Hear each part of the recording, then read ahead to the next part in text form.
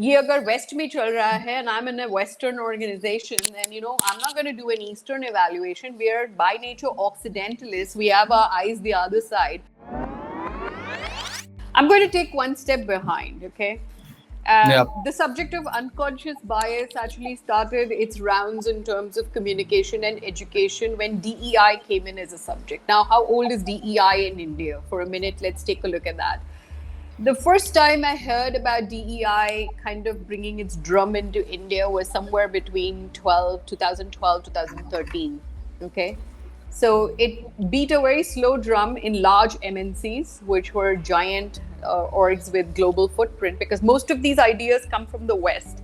So organizations that have kind of done their studies and built some kind of logic or data, they experiment with something, they go ahead with the decision that we're going to run our organizations like this, because people focus is very high when money and business is riding well. We have to understand that the birth of these things are directly connected to something called the golden economy. The golden economy began after the Second World War. So what it means is that you don't have calamities and you don't have disturbances in businesses. So all businesses are rising.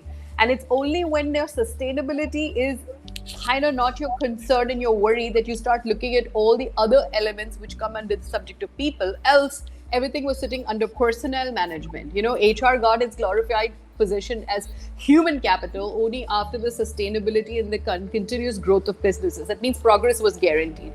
We have to understand, therefore, that there is a precursor to DEI.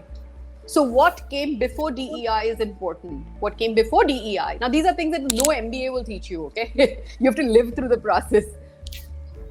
What came before DEI was called Equal Employment Opportunity.